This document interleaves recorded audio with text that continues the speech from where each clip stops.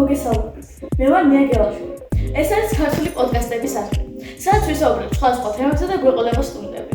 დღეს კი ჩვენ ვისაუბრებთ დღევანდელობაში ძალიან საინტერესო და სწრაფად განვითარებად თემაზე, ხელოვნურ ინტელექტზე. ეს უკვე ჩვენს ყოველდღიურ ცხოვრებაშია. ხშირად ისე რომ ვერც კი ვამჩნევთ. დღეს კი ჩვენი პირველი პოდკასტის სტუმარია ბოლჯური საჯარო სკოლის დირექტორი ქალბატონი თამარ აბრამიშვილი. ხოთ მოგესალმებით. მოგესალმებით. მივესალმებით თქვენს მოყოლებას. მიხარია რომ ვარ თქვენი სტუმარი. ქალბატონი თამარ, თქვენი აზრით შეიძლება თუ არა რომ ხელოვნურმა ინტელექტმა ყოველდღიურ ადამიანებსაც იფიქროს? მე თქმა უნდა, იმიტომ რომ ხელოვნური ინტელექტი მუშაობს ალგორითმებით ძირითადად. მას არ შეუძლია აზროვნება, არ შეუძლია ემოციების გამოხატვა. ის მუშაობს მხოლოდ და მხოლოდ იმ მონაცემებზე დაყრდნობით, რაც არსებობს ინტერნეტ სივრცეში. შესაბამისად, ის ადამიანების ფიქრს ვერასდროს ვერ შეძლებს. როგორ ფიქრობთ? რა არის ყველაზე დიდი შეცდომა, რადგან ადამიანები AI-ზე ფიქრობენ? ადამიანები ხშირად ფიქრობენ ხელოვნურ ინტელექტზე, რომ მას უნდა ებრძვათ, რადგან ინტერნეტში არსებული ინფორმაცია ხშირად გონიათ უთხუარი. ცხადია, ეს ასე არ არის, იმიტომ რომ ინტერნეტ სივრცეში ვრცელდება ძალიან ბევრი დეზინფორმაცია და არ შეიძლება რომ ყველაფერი, რასაც ხელოვნური ინტელექტი შემოგთავაზებს, მივიღოთ უთხუარ ჭეშმარიტებად. აუცილებელია რომ ჩვენ შევეძლოს გავფილტროთ ნამდვილი და მცდარი ინფორმაცია და ამას სჭირდება რა თქმა უნდა მედია წიგნიერების სწავლა. თქვენი აზრით შეიძლება თუ არა რომ AI გახდეს ადამიანზე ჭკვიანი? რა თქმა უნდა, ძალიან ბევრ სფეროში ხელოვნური ინტელექტი უკვე არის ადამიანზე ჭკვიანი, მაგრამ ხელოვნური ინტელექტი აუცილებლად უნდა იყოს ჭკვიანი ადამიანის ხელში, იმისათვის რომ მან ჭკვიანურად გამოიყენოს მისი შესაძლებლობები. ძალიან ბევრი მიმართულებით უფრო და უფრო ვითარდება ხელოვნური ინტელექტი და ბევრი სფეროც ჩაანაცვლა უკვე, თუმცა ვიმეორებ ისევ, რომ ხელოვნურ ინტელექტს სჭირდება სწორი გამოყენება და ისეთი პიროვნება, რომელიც ხელოვნურ ინტელექტს გამოიყენებს მის სასარგებლოდ და არა საზიანოდ. როგორ ფიქრობთ, სად ვიყენებთ AI-ს ისე რომ ხშირად ვერც მომჩნევთ?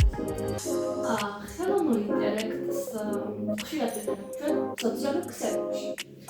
ის პოსტები და რეკლამები, რაც ჩვენ Facebook-ზე ვხდება, შემთხვევითი არ არის. ამას Facebook-ი თავის ალგორითმების საშუალებით გვთავაზობს. ხშირად ჩვენ გვგონია, რომ როდესაც ერთი და იგივე ტიპის ვიდეო გვიჩანს, ეს არის შემთხვევითი. თუმცა ცხადია, ეს ასე არ არის. სოციმედია გვთავაზობს იმას, რასაც ჩვენ ხშირად ვუყურებთ, რაც ჩვენთვის საინტერესოა და ამაზე სწორედ ხელოვნური ინტელექტი მუშაობს. ასევე ხელოვნური ინტელექტი გვხდება YouTube-ზეც, საკითხოთ ხომ, YouTube-ი. ძალიან საინტერესოა და ის პოდკასტები თუნდაც რომელსაც ჩვენ გვთავაზობს YouTube-ი. დამოკიდებულია ჩვენს ინტერესზე, გემოვნებაზე, რასაც ხშირად ვხედავთ და ვუყურებთ. ალგორითმი მუშაობს ისე, რომ გვთავაზობთ თემატურად ზუსტად იმავეს, რაც ჩვენთვის არის საინტერესო. თქვენი აზრით, რომელი სფერო შეეცვალა AI-ს გამო ყველაზე მეტად?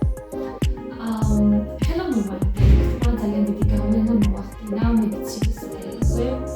შემიძლია დაბეჭდებით გითხრათ, რომ მედიცინაში გარდამტეხი აქვს. თუმცა მე უფრო ახლა აქცენტს გავაკეთებ განათლებაზე, ჩემი საქმიანობიდან გამომდინარე და გეტყვით, რომ ხელოვნურ ინტელექტს მასწავლებელთა ძალიან დიდი ნაწილი მოიხმარს და მოსწავლეებიც რა თქმა უნდა. ხელოვნურმა ინტელექტმა გაამარტივა სამუშაო პროცესი, ის რის დამუშავებასაც ჩვენ ვანდობებით რამდენიმე დღე, ახლა უკვე შესაძლებელია ხელოვნური ინტელექტის დახმარებით ძალიან მარტივად რამოდენიმე წუთში დავამუშავოთ. თუმცა აქვე აღსანიშნავია, რომ ხელოვნური ინტელექტი მასწავლებელს ვერ ჩაანაცვლებს, იმიტომ რომ მასწავლებელს აქვს მოსწავლეზე ორიენტირებული ინდივიდუალური მიდგომები, მოსწავლის საჭიროებებიდან გამომდინარე. რაც რა თქმა უნდა ხელოვნურ ინტელექტს ვერ ეკნება, ხო?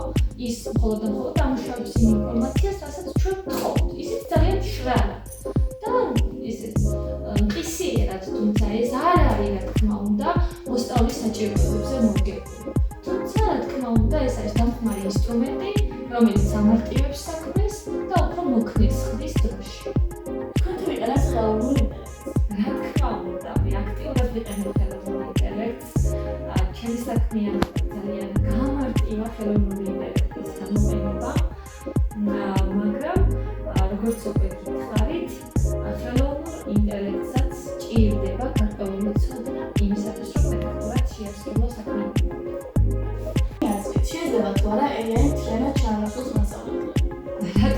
უნდა ვეჭამაცებს მასწავლებლებს.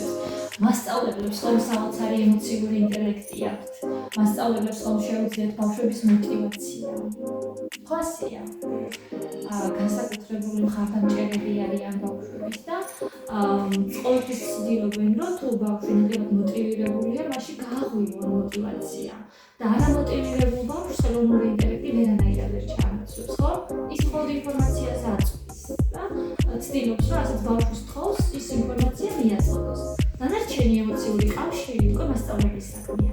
მეთოდიკა, სტრატეგიები, რასაც მასწავლებელი იყენებს ყოველდღიურად, ამას ხელოვნური ინტელექტი ვერ შეცვლის. მაგრამ მასწავლებლის საქმეს გაუმართლებს. ხელოვნური ინტელექტი უფრო მეტ საფრთხეს ქმნის თუ უფრო მეტ შეფასებას? ორივეს ერთად. იმიტომ რომ საფრთხეა ერთის მხრივ, შესაძლებელია დამოკიდებული გახდე ხელოვნურ ინტელექტზე, შესაძლებელია რომ გაზარმაცდე, აღარ მოგინდეს მეტი ძალისხმევა და გაიმარტივოს საქმე, ის შემოთავაზებული ინფორმაცია არც კი გადაიკითხო თავიდან ბოლომდე გააზრებულად, რასაც ხელოვნური ინტელექტი შემოთავაზებს, დაიწყდნო შეიძლება დაასწორი ინფორმაციაც არის, თუ არ წაიკითხე, ვიხდები, რომ იქ გრამატიკული შეცდომებია, მონაცემები არასწორად არის, ისტორიული სიყალბეა, ასე შემდეგ. და ეს ყველაფერი რა თქმა უნდა დამაზიანებელია ადამიანისთვის, მაგრამ ამავდროულად ძალიან ბევრი დადებითიც აქვს ხელოვნურ ინტელექტს, იმიტომ რომ დროის ეფექტურობის თვალსაზრისით ძალიან სწრაფად ამუშავებს ინფორმაციას, ხშირად ისეთ რაღაცას მოიფიქრებდა, ძალიან განვითარებულია, რომ ბაზეთ ადამიანის ნაფიქრიც არ აქვს და ამავდროულად ძალიან ბევრი ინსტრუმენტი აქვს, რაც თვალსაჩინოების კუთხით თქვა ძალიან კარგად მუშაობს, პრეზენტაციას აგიწყობს, დიაგრამებს აგიწყობს და საინტერესოდ შეჯიბუთავს ნამუშევრს. მაგრამ რისკიც არის, ხო? შეიძლება ხვალდაზე ძალიან ბევრი პროფესია ჩაანაცვლოს ხელოვნურმა ინტელექტმა და საერთოდ გაქრეს პროფესიები, იმიტომ რომ ხელოვნურმა ინტელექტმა გააკეთოს ის საქმე, რასაც დღესდღეობით პროფესიონალები აკეთებენ. თქვენი აზრით, რა იქნება AI-ის ყველაზე დიდი გავლენა მომავალს? მე ვფიქრობ, რომ ხელოვნური ინტელექტი მომავალ თაობას აუცილებლად ხელს შეუწყობს კიდევ უფრო მეტად განვითარებაში, მაგრამ არსებობს ძალიან დიდი რისკი, რომ ახალგაზრდები დამოკიდებული გახდებიან ხელოვნურ ინტელექტზე და კრიტიკული აზროვნების უნარი შესაძლებელია კი არ განვითარდეს, პირიქით რეგრესი მოხდეს. ამიტომ აქ ვხედავ სწორედ მასწავლებლების ძალიან დიდ როლს, რომ მოსწავლეებს ანახონ სწორი გზა, როგორ გამოიყენონ მიზნობრივად ხელოვნური ინტელექტი. მასწავლებლებმა უნდა მისცენ სწორი მიმართულება მოსწავლეებს იმისათვის, რომ ჩვენ არ დავყარყოთ კრიტიკულად უმაზროვნე თაობა და ხელოვნურ ინტელექტზე დამოკიდებული თაობა. ტექნიკა ჩვენ უნდა გამოვიყენოთ მიზნობრივად საჭიროების მიხედვით, დანიშნულების მიხედვით და არ უნდა მოხდეს ადამიანის გონებრივი შესაძლებლობების დაცვა. სანამ დავასრულებთ, როგორ ვფიქრობთ, სკოლაში რამდენად სასარგებლოა, რომ ბავშვებმა გამოიყენონ ხელოვნური ინტელექტი? დროში შეზღუდულად, ცხადია არ უნდა იყოს მთლიანად ხელოვნურ ინტელექტზე გადასვლა, რაციონალურად გამოყენება, საჭიროების მიხედვით მიზანშეწონილად მიმაჩნია. და ასევე აუცილებელია თითოეული დავალება, რომელიც გაკეთებული იქნება ხელოვნური ინტელექტის მიერ, და დამუშავებული იყოს მოსწავლეების მიერ, რა თქმა უნდა, მასწავლებლების აქტიური ჩართულობით და მხარდაჭერით. დღევანდელი პოდკასტი ხელოვნურ ინტელექტზე აქ სრულდება. მადლობთ, რომ იყავით ჩვენი სტუმრად. უხვესი მადლობა, მინდა გისურვოთ წარმატებები. ძალიან საინტერესო წამოწყება არის და მიხარია რომ საინტერესის. დარწმუნებული ვარ, რომ ძალიან დიდ წარმატებები გეიმდებით. იმედი მაქვს მიიღეთ ინფორმაცია ხელოვნურ ინტელექტზე. მადლობთ, რომ მოგუსმინეთ. დაგიბრუნდებით ახალი თემით.